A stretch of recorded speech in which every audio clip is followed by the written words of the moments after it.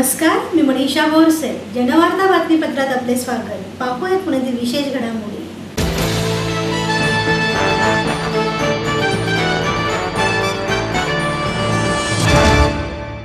पुणे शहरात रात्रभर दमदार पावसाची हजेरी. अजून 2 दिवस पाऊस पडणार अशी माहिती हवामान खात्याने दिली आहे. हवेत जाणवणारा गारवा, ढगांमागून डोकणारी सूर्यकिरणं, दाटून आलेल्या ढगांनी गडद झालेले आकाश आणि पावसाच्या जोरदार सरी अशा वातावरणाची अनुभूती पुणेकरांनी घेतली. ऐन दिवाळी शहरासह उपनगरात अनेक ठिकाणी पावसाने ठिकठिकाणी जोरदार हजेरी लावली. शहराच्या काही भागात रात्री उशिरा जोरदार पाऊस झाला. ऑक्टोबर हीट संपताच गुलाबी थंडीची चव लागते. मात्र यंदा दिवाळीच्या शेवटी थोड्याफार प्रमाणात थंड वारे वाहू लागल्याने थंडीचा कडाका जाणू लागला होता. परंतु या 2 दिवसात हवामानात काही बदल झाल्याने 2 दिवसाभरात पाऊस पडला. पावसामुळे दुचाकी घसरण्याची किरकोळ घटना घडल्या असून पुणे आणि आसपासच्या काही भागात सोमवार आणि मंगळवारी पावसाची शक्यता असल्याचं हवामान खात्याने वर्तवलं आहे.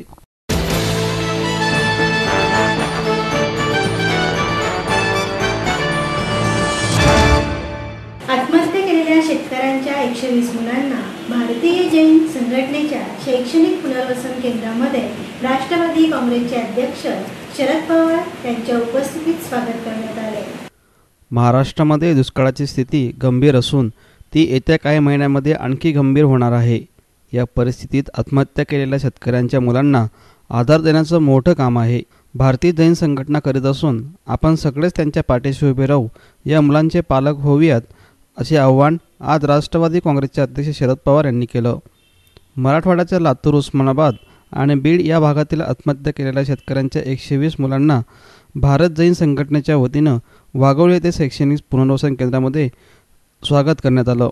त्यावेळी राज्याचे अन्न व नागरी पुरवठा मंत्री आणि पुणे जिल्ह्याचे पालकमंत्री गिरीश बापट, राज्याचे शिक्षण व आयुक्त डॉक्टर पुरुषोत्तम भापकर, भारतीय जैन संघटनेचे संस्थापक शांतीलाल मुथा, आमदार बाबूराव पाचरणे, आमदार जगदीश मुळीक, BGSच्या शालेय समितीचे अध्यक्ष शांतीलाल बोरा, प्राचार्य संतोष भंडारी, BGSचे अध्यक्ष प्रफुल्ल पारख यांच्यासह आदी मान्यवर व्यासपीठावर उपस्थित होते. राज्यामध्ये कधी नव्हे एवढी परिस्थिती भयानक आहे. केवळ विदर्भ, मराठवाड्यात नव्हे तर पश्चिम महाराष्ट्रातही काही जिल्ह्यांमध्ये दुष्काळ दिसत आहे. कित्येक ठिकाणी 15 ते 20 दिवसापासून एकदाच पिण्यासाठी पाणी मिळत आहे. ही स्थिती मुख्यमंत्री आणि पंतप्रधान यांच्या कानावर घातली आहे आणि लवकरच काही निर्णय अपेक्षित असून केंद्राने पाठीशी उभे राहावे.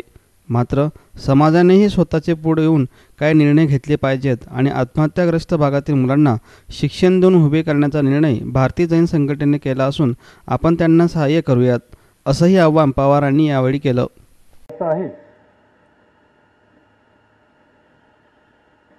सातारा, सांगली, सोलापूर, अहमदनगर, बुलढाणा याही भागातल्या काही गावांच्या मध्ये अशा प्रकारची परिस्थिती निर्माण होते.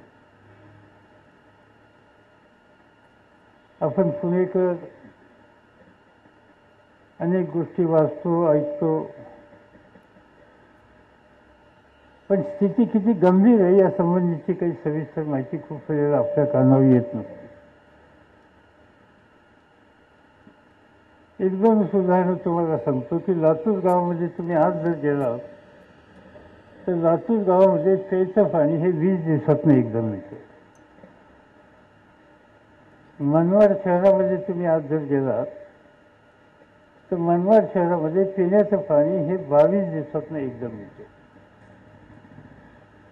सोलापूर शहरामध्ये कालच निर्णय घेतला 4 दिवसातून एकदा पाणी मिळेल असं.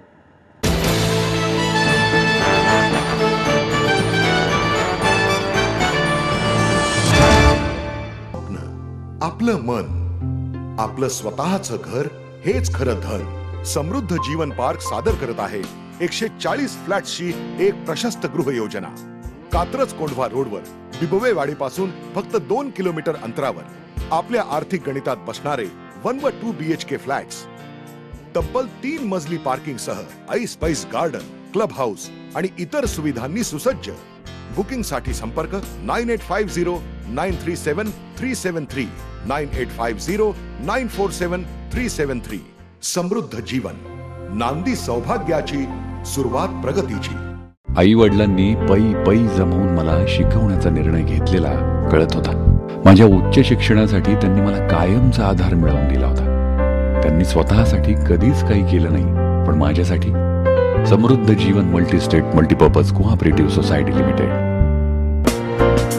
गुंतवणूक भावनांची, आनंद लक्षावधीचा.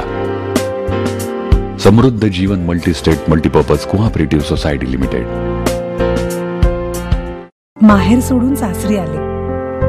इथेही प्रेमाची, मायेची माणसं होती, पण माझं भविष्य सुरक्षित आहे याचा आनंद, आत्मविश्वास वाढवणारा होता. Samruddha Jeevan multistate multipurpose cooperative society limited. गुंतवणूक भावनांची, आनंद लक्षावधीचा. Samruddha Jeevan multistate multipurpose cooperative society limited.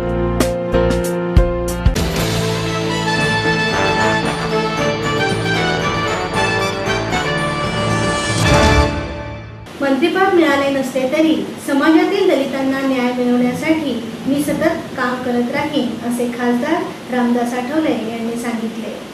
Republican पक्षाला केंद्रात आणि राज्यात एक मंत्रिपद मिळालं पाहिजे. मात्र मी माझ्या कुटुंबातील कुणाचेही नाव पुढे केलेले नाही. कुटुंबातील कुणालाही राजकारणात आणण्याची माझी भूमिका नाही. मी पक्षात काम करतो म्हणून पूर्ण कुटुंबाने पक्षात काम करावे असे नाही. पक्षाला मंत्रिपद मिळणार असेल तर त्यासाठी त्यावेळेस नाव सुचवलं जाईल, असा खुलासा खासदार आठवले यांनी यावेळी केला. पुण्यात एका कार्यक्रमानंतर ते पत्रकारांशी बोलत होते. पक्षाला मंत्रिपद मिळणार असल्याने आठवले यांनी त्यांच्या पत्नीचे नाव त्यांच्यासाठी पुढे केले आहे. त्यावरून पक्षात धुसफूस असल्याची केल्याची चर्चा सुरू आहे. ही चर्चा निराधार असून कुटुंबातील कुणालाही राजकारणात आणण्याचा विचार नसल्याचं त्यांनी सांगितलं.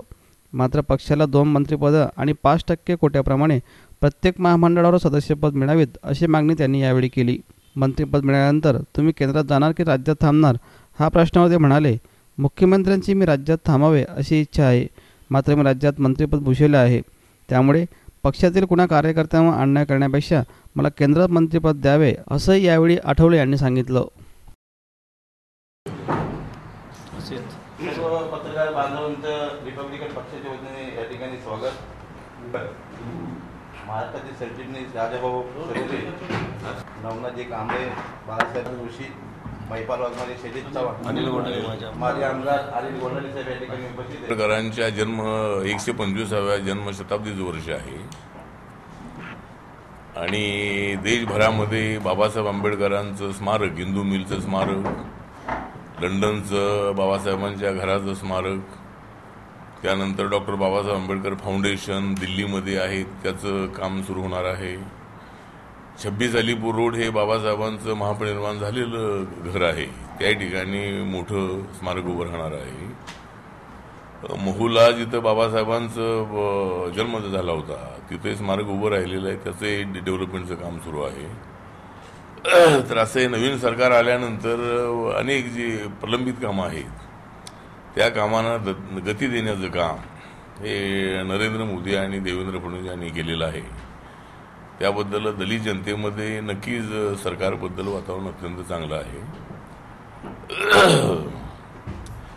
एक तर RPIच्या वतीनं आम्ही या जन्मशताब्दीचं औचित्य साधू एक भारत यात्रा करण्याचं आयोजन केलेलं आहे आणि जाती तोडो समाज जोडो समता अभियान, जाती तोडो समाज जोडो समता अभियान या नावाने एक समता रथ काढण्यात येणार आहे आणि कन्याकुमारी तामिळनाडूमध्ये आहे, तिथून 26 जानेवारीला तिची सुरुवात होणार आहे आणि 24 एप्रिलला महू बाबासाहेबांची जे जन्मस्थळ आहे त्या ठिकाणी त्याचा समारोप होणार आहे आणि सर्व देशाच्या अनेक राज्यामध्ये 26 जानेवारी हा प्रजासत्ताक दिवस आहे. 24 एप्रिलला आणि त्यामध्ये आमचा प्रयत्न असा आहे की भारतातल्या तमाम लोकांना एक आव्हान करायचं आहे की आपण सगळ्या जातीवाद मिटवला पाहिजे आणि सर्वांनी एकत्रित आलं पाहिजे. बाबासाहेब आंबेडकरांची जी फिलॉसॉफी होती ती सवर्णांना विरोध करणारी नव्हती, तर दलित आणि सवर्णांनी एकत्र आलं पाहिजे, समता स्थापन झाली पाहिजे असं त्यांचं मत होतं आणि त्यांच्या या 125व्या या जन्मशताब्दीच्या वर्षामध्ये समाजामध्ये परिवर्तन व्हावं, दलितांवरचे अत्याचार थांबावे, दलितांना आर्थिक न्याय मिळावा, अशा पद्धतीचं एक अभियान आम्ही काढणार आहोत. आणि त्या यात्रेमध्ये मी स्वतः त्याच्याबद्दल आता आपलं मत असं आहे, आता हत्या जी आहे ती ज्या शक्तीकडून झालेली आहे त्या आरोपींना आता गोविंद पानसरे यांच्या हत्येमधला समीर गायकवाड याला पकडलेला आहे आणि तो सनातन संस्थेचा कार्यकर्ता असल्याची माहिती पोलिसांकडे आहे. त्यामुळे ज्या पद्धतीनं गोविंद पानसरे यांची हत्या करण्यात आलेली आहे तशीच पद्धत दाभोळकरांच्या हत्येमध्ये वापरण्यात आलेली आहे. त्यामुळं सनातन संस्थेचा त्याच्याशी संबंध आहे का याचा नाही आता ती चौकशी पोलिसांनी केली पाहिजे ना. नाही म्हणजे सनातनचा आता गोविंद पानसरेंच्या हत्येमध्ये जर सनातनचा संबंध आहे असं पोलिसांचं म्हणणं आहे, तर त्या स्टाईलने जर नरेंद्र दाभोळकरांची हत्या करण्यात आलेली आहे तर त्यांनी पोलिसांनी चौकशी करावी. सगळं असहिष्णु वातावरण पुरस्कार परत करणं हे बिहार निवडणुकीसाठी होतं असं तुम्हाला वाटतं का? नाही, मला असं वाटतं की पुरस्कार परत करण्याची भूमिका जी आहे, सगळं थांबलंय. नाही पुरस्कार परत करणं म्हणजे त्या साहित्यिकांचा जो त्यांचं योगदान आहे साहित्यामध्ये त्याला एक उत्साहित करायचं, त्याला पुरस्कारित करायचं म्हणून सरकारने ते पुरस्कार दिलेले आहे. ते काय BJPने आणि RSSने पुरस्कार दिलेले नाही. त्यामुळं सरकार जे असतं ते सरकार हे कुठल्याही पक्षाचं नसतं. पक्षात जरी आलेलं असलं तरी एकदा, म्हणून मला असं वाटतं की पुरस्कार परत करण्याच्या भूमिकेला आमचा पाठिंबा नाही. साहित्यिकांनी पुरस्कार परत करू नये, पण सरकारने काय केलं पाहिजे अशा सूचना करण्याचा त्यांना अधिकार आहे. आणि या साहित्यिकांनी देशातली विषमता नष्ट करण्यासाठी लिहिलं पाहिजे, त्यासाठी मुवमेंट उभी केली पाहिजे. आपल्याला माहीत आहे की आमची दलित पॅंथरची मुवमेंट जी उभी राहिली होती तर ते साहित्यिक कवी सगळे एकत्र आले होते आणि त्यांनी हा विचार केला की आपण फक्त लिहून क्रांती होणार नाही, म्हणजे लिहिणं तर आवश्यक आहेच आहे. कविता लिहिली पाहिजे, कथा लिहिली पाहिजे, कादंबरी लिहिली पाहिजे, पण त्या कादंबरीतला नायक रस्त्यावर आणला पाहिजे, तो फक्त त्या पुस्तकामध्ये ठेवून उपयोग नाही. आणि म्हणून जर दलितांना संरक्षण देण्यासाठी जर तुम्ही पुस्तकं लिहित आहे, तुमच्या शब्दामध्ये पेटलेले शब्द तुम्हाला दिसत आहेत अत्याचाराचे, तर मग पॅंथरसारखी एक मुवमेंट उभी केली पाहिजे. म्हणून ही साहित्यिकांनी पॅंथर सुरू केली होती. तर म्हणून माझं मत असं आहे की पुरस्कार परत करण्याच्या भूमिकेला आमचा विरोध आहे. पुरस्कार परत करू नये, पण सरकारने कसं वागलं पाहिजे हा अशा पद्धतीचा मागणी करण्याचा त्यांना पूर्णपणे अधिकार आहे. आणि त्यामुळं मला वाटतं की पुरस्कार परत करू नयेत असं आपलं स्पष्ट मत आहे. आणि ज्यांना ते घ्यायचे नव्हते तर त्यांनी सुरुवातीला सांगायला पाहिजे होतं आम्हाला पुरस्कार नको आहे म्हणून. घेतल्यानंतर तो पुन्हा परत करणं ही बाब काही तेवढी बरोबर अजिबात नाही. पण ठीक आहे, त्यांचं जे मत आहे की देशामधलं वातावरण असहिष्णु होऊ नये या मताशी मी सहमत आहे. देशामध्ये कुणीही देशात वाद वाढवण्याचा प्रयत्न करू नये. पण अत्याचार होतात असं नाही आहे. हरियाणामध्ये काँग्रेस सरकार असताना अजून जास्त अत्याचार होते. त्यामुळे या पक्षाने एकमेकावर आरोप करण्यापेक्षा दलितांना आणि सवर्णांना कसं एकत्र आणायचं हा प्रयत्न सगळ्या पक्षांनी केला पाहिजे.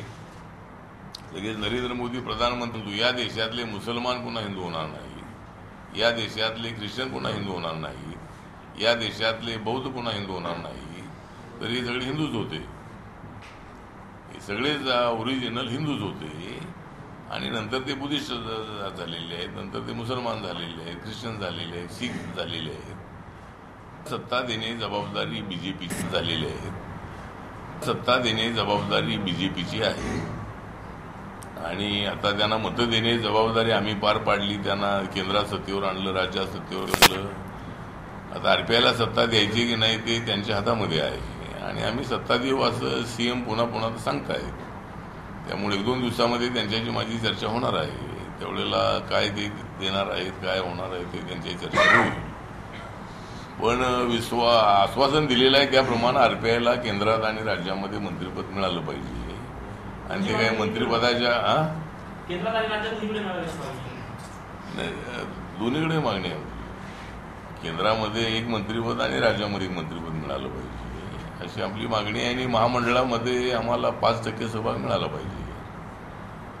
आता 70% बीजेपी आणि 30% शिवसेना असं त्यांचं वाटप झालेलं आहे आणि त्यांनी कोणती महामंडळं घ्यायची हे एकदा निर्णय झाला आणि मला वाटतं वर्षभर होत आलेलं आहे. आता लवकरात लवकर यांनी प्रयत्न केला पाहिजे, लवकर समन्वय समितीची मिटिंग बोलावली पाहिजे आणि आम्हाला मित्रपक्षांना 10% सत्तेचा सहभाग देण्याचं त्यांनी मान्य केलेलं आहे. ती कुठंच नाही आहे, कारण शाश्वती कुठंच नाही म्हणजे आता ते जेवढे देतील तेवढे.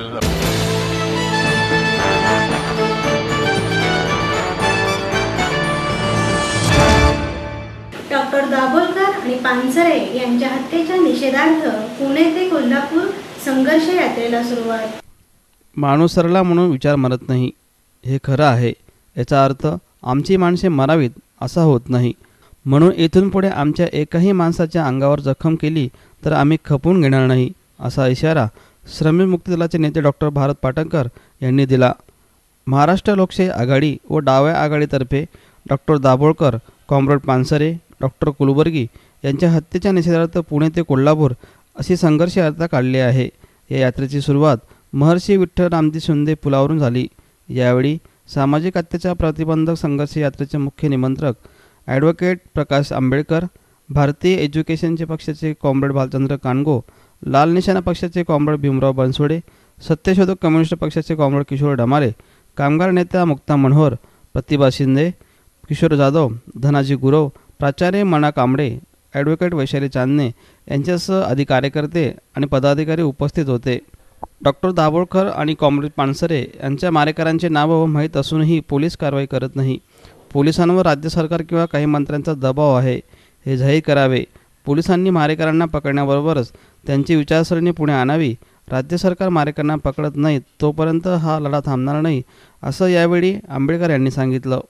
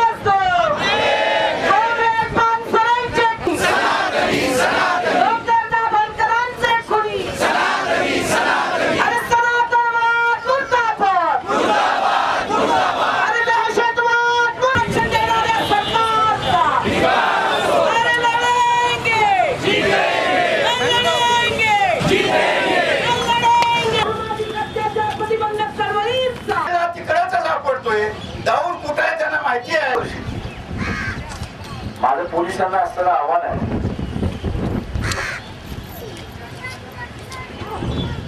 की शासनाचा दबाव असेल तर आपण तसं जाहीर करा की आमच्यावरती शासनाचा दबाव आहे. शासनाचा दबाव असेल तर आम्ही हे मोर्चे नाही काढत.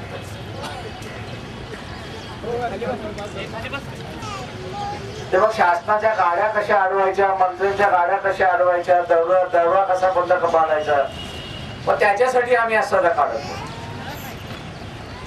आज असताना या खुन्यांची आणि या मारेकऱ्यांची असणारी चौकशी झाली पाहिजे, त्यांना पकडलं पाहिजे. त्यांच्या पाठीमागचे असणारे जे शत्रू आहेत, विचारसरणी आहे, त्यांना पण असताना पकडलं पाहिजे, लोकांसमोर आणलं पाहिजे आणि त्यांना आणण्याचं कामकाज हे मला वाटतं पुण्यातल्या पोलिसांनी अधिक करावं असं मी त्यांना आवाहन करतो. पुण्यातला असणारा पोलीस हे अत्यंत हुशार आहे. सीआयडीचं पूर्ण खातं हे असताना हे मध्ये असताना होतं. म्हणून पोलिसांनी आपल्यावरचा असणारा दबाव हा ठुकून द्यावा.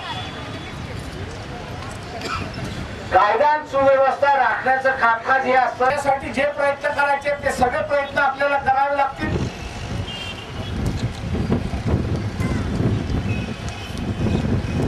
मी पोलिसांना नेहमीच म्हणत असतो की एखादी घटना घडली की तुमचं कोम्बिंग ऑपरेशन सुरू आहे. आणि आता हल्ली त्यांनी असलेलं हे कोम्बिंग ऑपरेशन जाऊन कुठे आहे त्यांना माहिती आहे, पण महाराष्ट्रातून कर्नाटकात इकडे कुठेतरी फिरणारा रुद्र पाटील गावात नाही. काय पटणारी गोष्ट आहे? पोलीस खात्याला तरी पटतं काय? हा सापडत नाही. सांगलीतून लग्न त्यांनी स्वतःच केला आणि त्याची बायको आता वकील म्हणून त्या समीर गायकवाडची वकील आहे. अशी परिस्थिती आहे. याचा अर्थ स्पष्ट आहे की तुमच्या संपूर्ण होम डिपार्टमेंट आहे, पोलीस खात्याला सरकारनं दबाव आणला असला पाहिजे, नाहीतर तुम्ही पोलीस खात्यात स्वतः त्यांच्याशी संगनमतात असलं पाहिजे. हे संगनमत शिवाजी महाराजांच्या महाराष्ट्रामध्ये, हे संगनमत सनातनी शक्तींच्या बरोबरचं संगनमत, हे या महात्मा फुलेंच्या महाराष्ट्रामध्ये, बाबासाहेब आंबेडकरांच्या आणि शाहू महाराजांच्या महाराष्ट्रामध्ये हे संगनमत आम्ही चालू देणार नाही.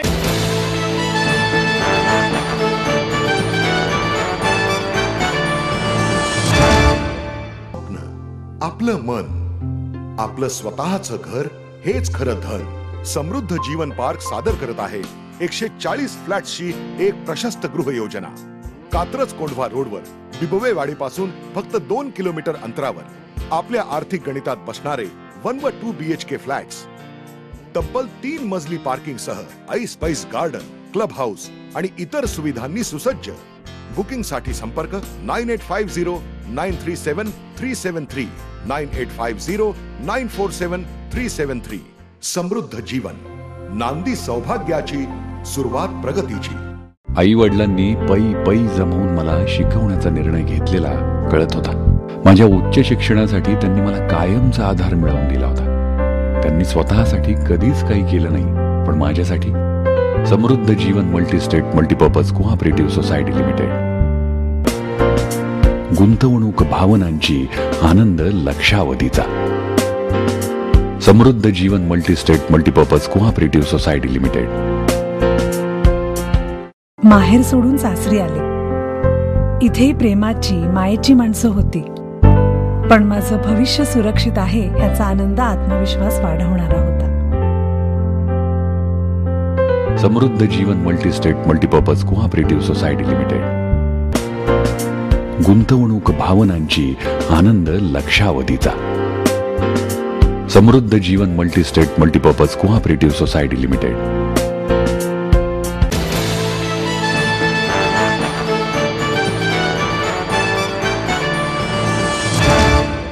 पायल तिवारी फाउंडेशन आणि पुणे शहर काँग्रेसच्या वतीने शहरातील हॉटेल्समध्ये पाणी वाचवा ही मोहीम सुरू करण्यात येणार.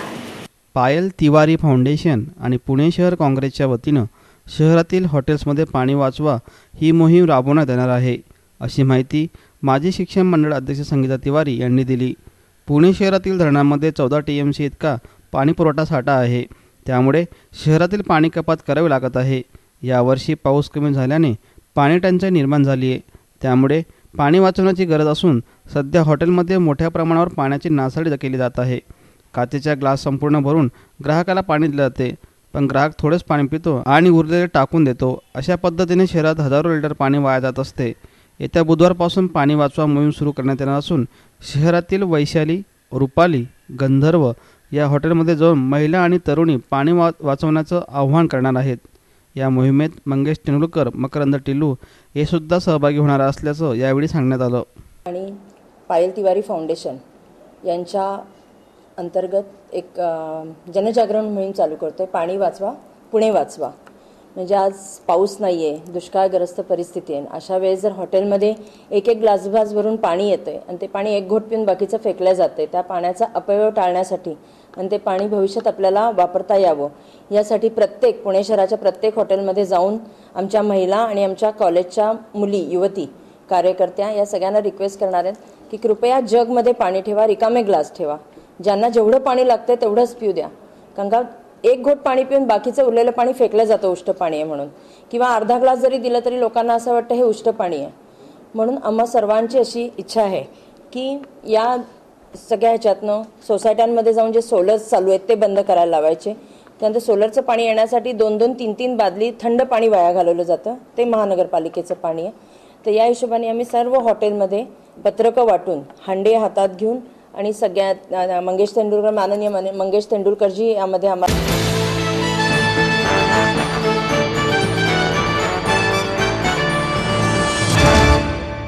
रिपब्लिकन पक्षाच्या वतीने राज्यस्तरीय महिला मेळाव्याचे आयोजन करण्यात आले होते. राज्यातील दलित मागासवर्गीय महिलांसाठी स्वतंत्र आयोग स्थापन करण्याची मागणी राज्य सरकारकडे करण्यात आल्याचे रिपब्लिकन पक्षाचे नेते खासदार रामदास आठवले यांनी सांगितले. पिंपरी येथील बाबासाहेब आंबेडकर मैदानात रिपब्लिकन पक्षाच्या वतीनं राज्यस्तरीय महिला मेळाव्याचं आयोजन करण्यात आलं होतं. या मेळाव्यासाठी राज्यातील विविध जिल्ह्यातून महिला मोठ्या संख्येने उपस्थित होत्या. यावेळी रामदास आठवले आणि त्यांच्या पत्नी सीमा आठवले, अविनाश महातेकर, MD शेवाडे, चंद्रकांता सोनकांबळे, ललिता साठे आदी मान्यवर या ठिकाणी उपस्थित होते. रिपब्लिकन पक्ष हा सर्व जाती धर्माच्या महिलांना सामावून घेणारा पक्ष आहे. देशाच्या कानाकोपऱ्यात हा पक्ष पोहोचला असून दलित समाजासाठी या पक्षाने देशांतराची लढाई केली आहे आणि दलितांना न्याय मिळवून देण्याचा प्रयत्न करीत आहे. यावेळी आठवले यांनी मागासवर्गीय महिला आयोग स्थापन करण्याची सरकारकडे मागणी केली. दरम्यान राज्यात मंत्रिपद मिळाले नसले तरी मी यासाठी आग्रही नाही, पण राज्यातील दलितांना न्यायासाठी मी सतत काम करीत राहीन असंही आठवले यांनी यावेळी सांगितलं. केंद्रात म्हणतोय की नाही बघूया, आता परवा नरेंद्र मोदींचे फोटो सगळे माझे बघितलेले, नरेंद्र मोदी आणि माझे, आणि माझ्या त्या ड्रेसवरती पण व्हॉट्सअपवर चर्चा होती की आठवले कुठं बघा कसं माझा कोड होता. मला तिथे हे विचारत होते की युअर कोड इथून नाही, याची आपली मागणी आहे. आमच्या बहिणीवर अत्याचार होतात, गावागावामध्ये पाटील देशमुख असतील अत्याचार करतात आणि आमच्या महिलांना न्याय मिळत नाहीये. सगळ्याच महिला, म्हणजे आमची पार्टी ही फक्त दलित महिलांची पार्टी नाही आहे, तर आमची पार्टी सगळ्या जातीच्या महिलांची पार्टी आहे. माझी बायको ब्राह्मण समाजाची आहे, पण ती भोगली आहे. आणि ब्राह्मण समाज असेल, मराठा समाज असेल, सगळ्या समाजाच्या लोकांनी एकत्र आलं पाहिजे, ही भूमिका माझी आहे.